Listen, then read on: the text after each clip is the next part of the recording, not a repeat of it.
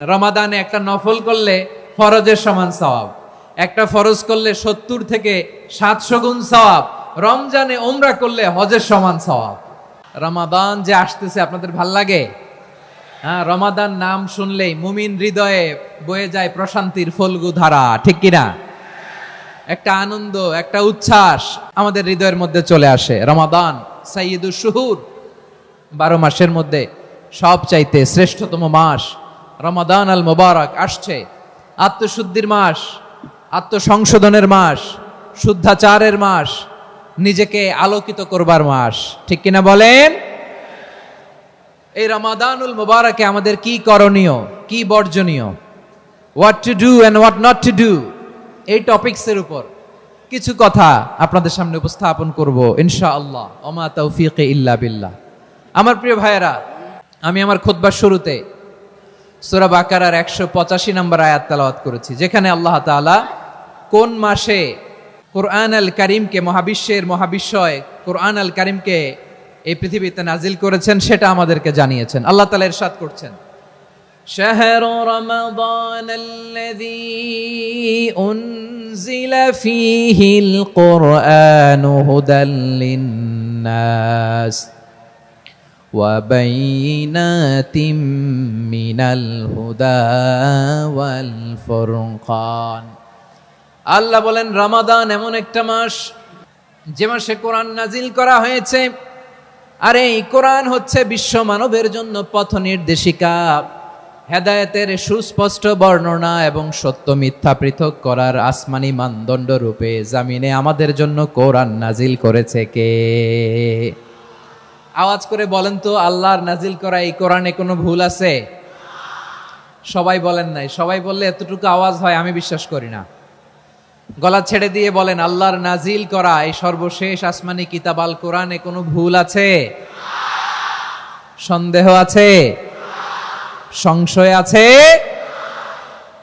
Beyondless, boundless, bottomless, এমন কিতাব যেটা পড়ে গবেষণা করে এর তথ্য, উপাত্ত, ইনফরমেশন, লেসন নিয়ে শেষ করা যায় না। সুবহানাল্লাহ। আল্লাহ বলেন এই কোরআনকে আমি রমাদানে নাজিল করেছি, যেটা বিশ্ব মানবের জন্য পথ নির্দেশিকা।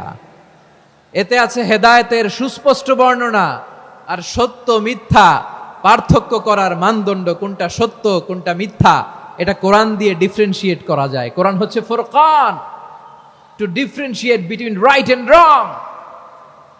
কোনটা সত্য, কোনটা মিথ্যা, কোনটা ভুল, কোনটা নির্ভুল, এটা কোরআন দিয়ে যাচাই করা যায়। চিল্লায় বলেন ঠিক কিনা? এজন্য এই কোরআন দিয়ে আমাদের জীবন সাজাতে হবে। কোরআন দিয়ে জীবন না সাজালে জীবন আলোকিত হয় না।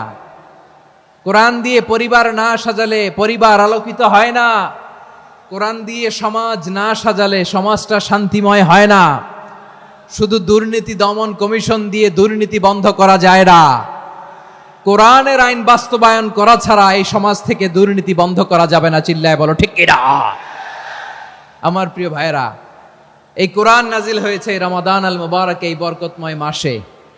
তাই আমাদের উচিত এই মাসে আসন্ন যে রমাদান আল মুবারক, এই রমাদানে কোরআনের সাথে নিজেদের সম্পর্ককে বাড়ানো। আমার প্রিয় চাঁপাইনবাবগঞ্জের ভাইয়েরা, আমরা কি আসন্ন রমাদানে কোরআনের সাথে আমাদের অ্যাটাচমেন্ট, সম্পর্ক বাড়াতে চাই? চান সবাই? আপনি কি জানেন কোরআন নিয়ে কোন ফেরেশতা পৃথিবীতে এসেছিল? জানেন? ফেরেশতার নাম কি বলেন তো? জিবরিল আলাইহিস সালাম। একটু খেয়াল করে শুনেন, কান দুটো খরগোশের কানের মতো খাড়া করে আমার দিকে তাকান। সাইয়েদনা জিবরিল কোরআন নিয়ে এসেছেন, ফলে উনি হয়েছেন শ্রেষ্ঠ ফেরেশতা। বিশ্ব নবীর উপর কোরআন নাজিল হয়েছে, তাই তিনি হয়েছেন শ্রেষ্ঠ নবী। রমাদানে কোরআন নাজিল হয়েছে, তাই রমাদান হয়েছে শ্রেষ্ঠ মাস। কদরের রাতে কোরআন নাজিল হয়েছে, তাই কদর হয়েছে শ্রেষ্ঠ রাত। আমরাও যদি কোরআনের সাথে সম্পর্ক বাড়াই, আমাদের মর্যাদাও এরকম, আমাদেরকেও শ্রেষ্ঠ মানুষ বানায় দিবে কে? এজন্য কোরআনের সাথে সম্পর্ক বাড়াইতে রাজি আছেন তো? যারাই কোরআনের সাথে সম্পর্ক বাড়ায় এদের মর্যাদা বাড়ায় দেয় কে? দেখবেন আমাদের হাফেজে কোরআন, তারা ইন্টারন্যাশনাল কোরআন কম্পিটিশনে যে গোটা বিশ্বকে পেছনে ফেলে প্রথম পুরস্কার নিয়ে আসে।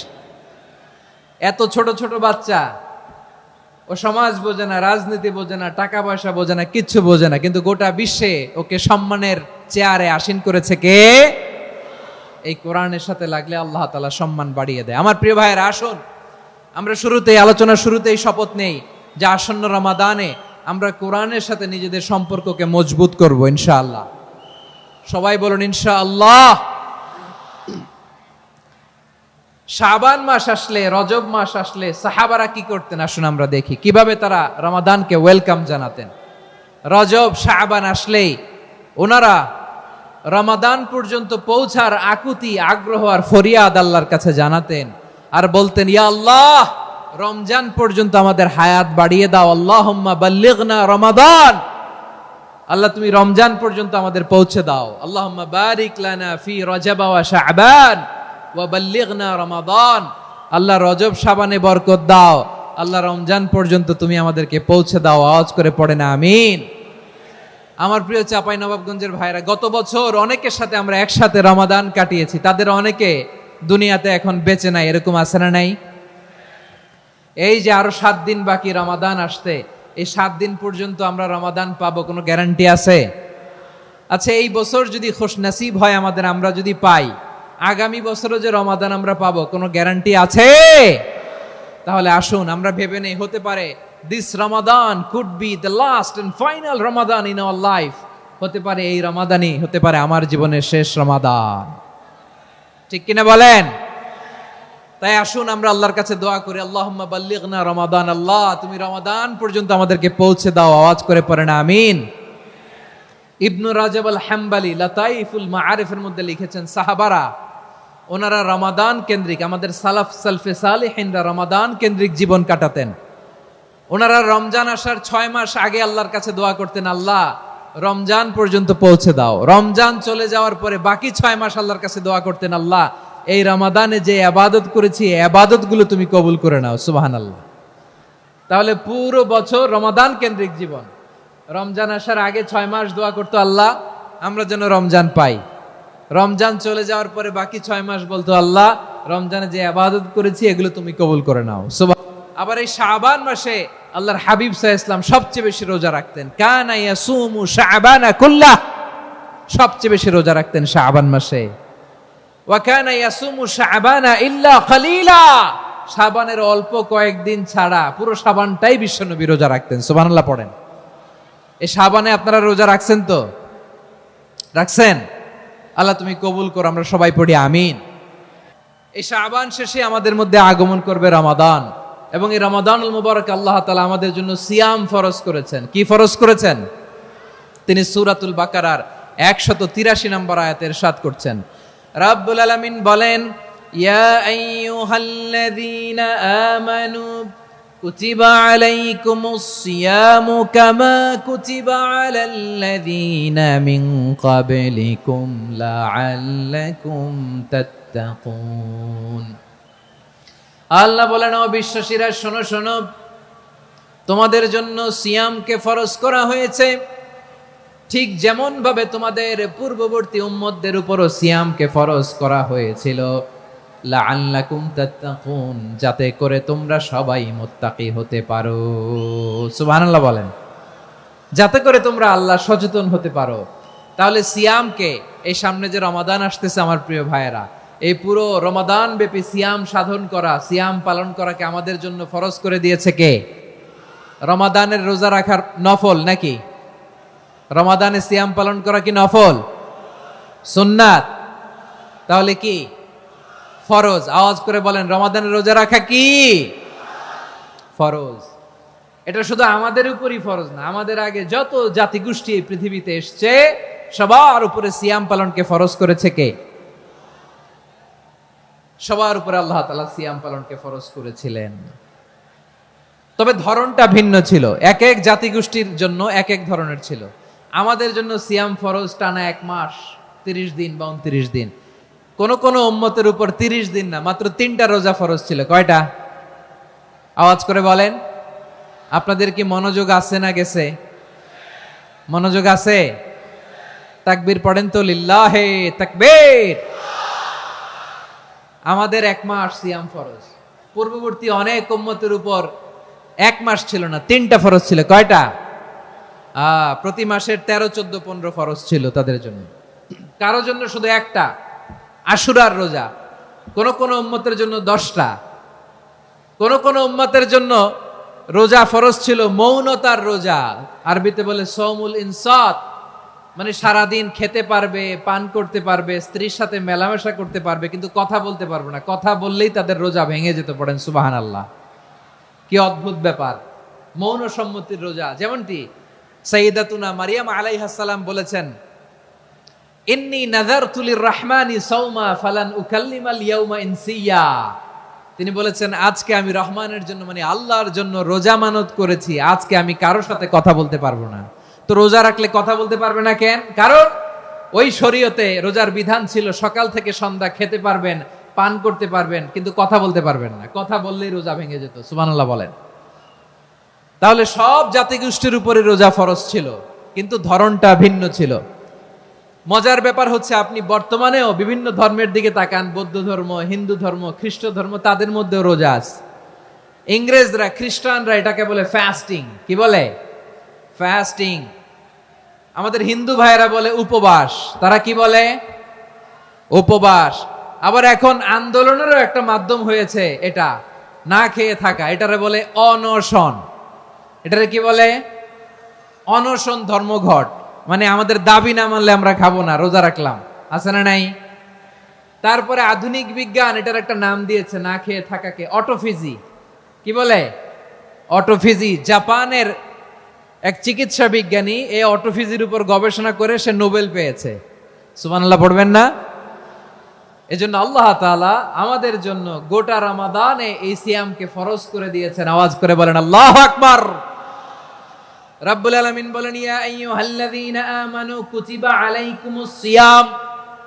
সিয়ামকে তোমাদের উপরে ফরজ করা হয়েছে, কামা কুতিবা আলাল্লাযীনা মিন ক্বাবলিকুম, যেমনি তোমাদের পূর্ববর্তীদের উপর রোজা ফরজ করা হয়েছিল, লাআল্লাকুম তাত্তাকুন, যাতে করে তোমরা আল্লাহ সচেতন হতে পারো, যাতে করে তোমরা মুত্তাকি হতে পারো। লাআল্লাকুম তাত্তাকুন, যাতে করে আমরা আল্লাহ সচেতন হতে পারি, আল্লাহ কনসিয়াসনেস আমাদের মধ্যে গ্রো করে। এটা হচ্ছে রোজার prime objective, the prime objective of সিয়াম।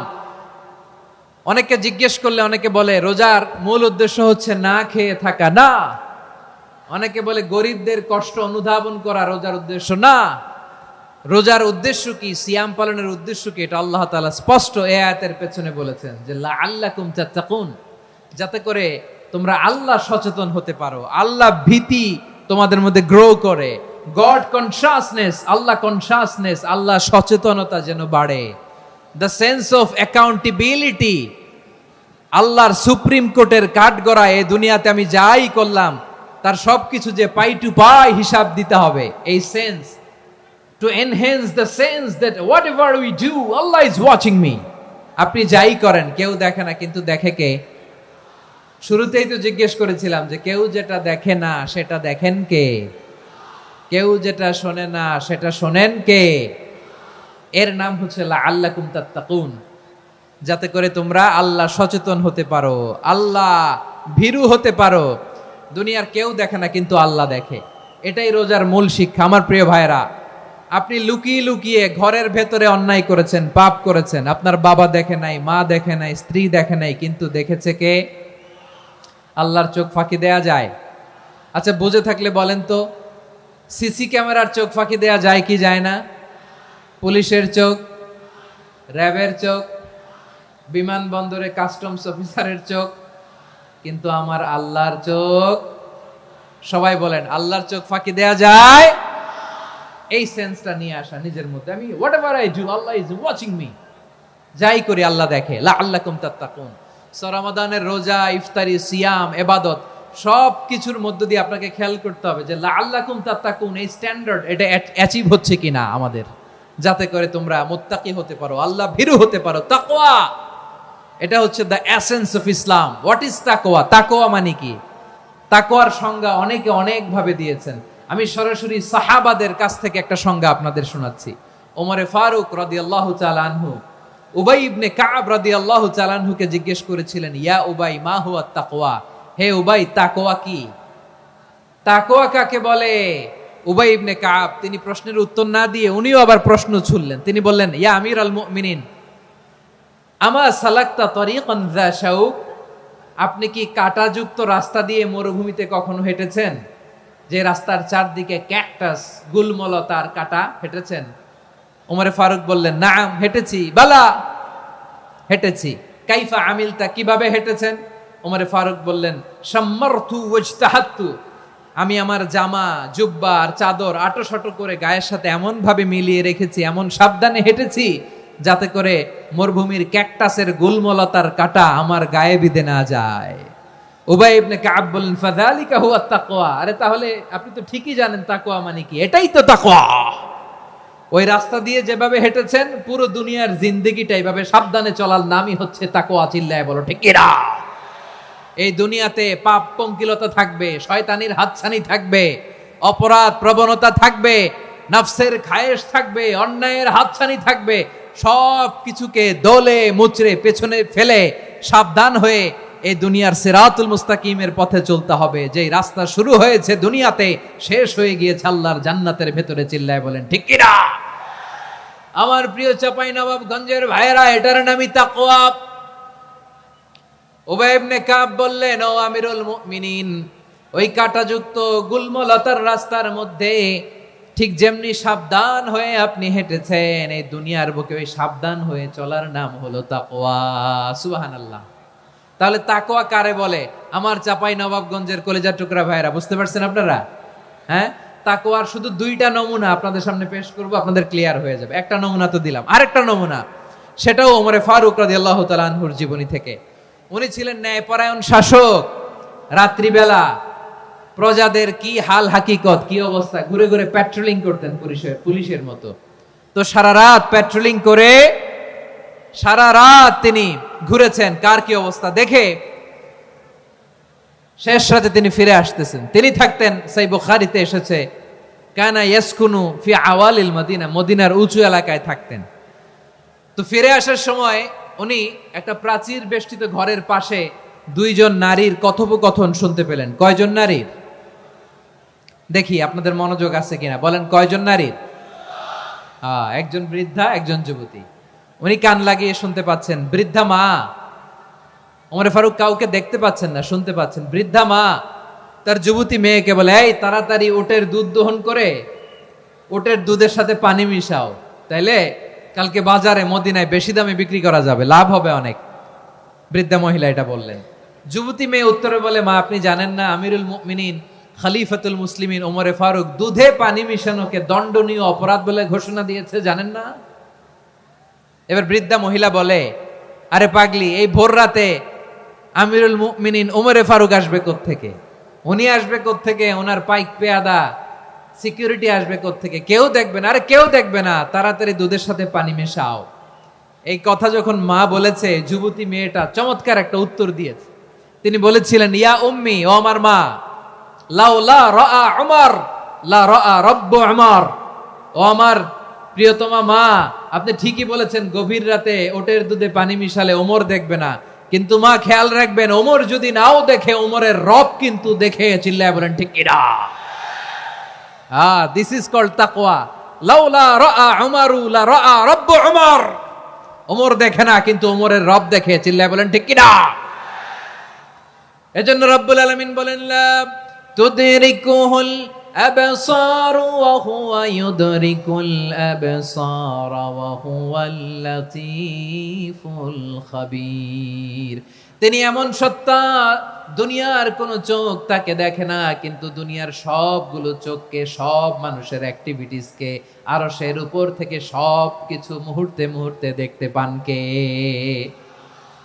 তাহলে তাকওয়া কারে বলে বুঝতে পারছেন? দুনিয়াতে সাবধানে চলার নাম তাকওয়া। কেউ দেখে না কিন্তু আল্লাহ দেখে। এই সেন্স, এই জবাবদিহিতার ভয়, দ্য সেন্স অফ অ্যাকাউন্টেবিলিটি, এই সেন্স নিজের মধ্যে গ্রো করার নাম হচ্ছে তাকওয়া।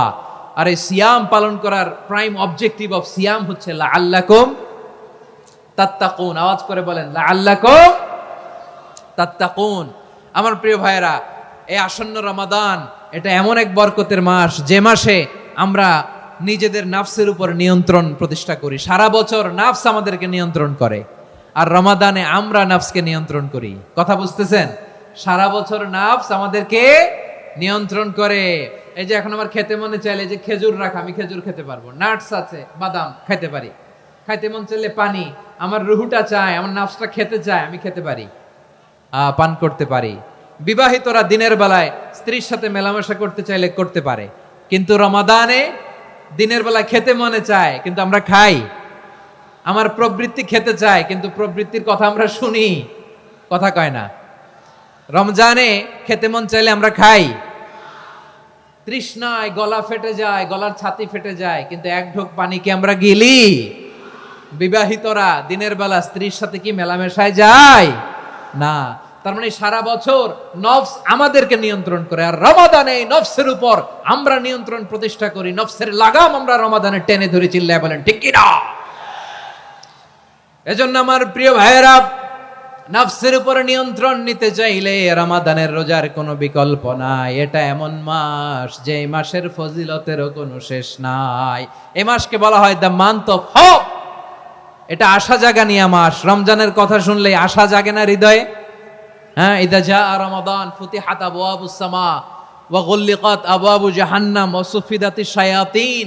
রমাদান আসলে আকাশের দরজাগুলো খুলে দেয়া হয়, মানে জান্নাতের।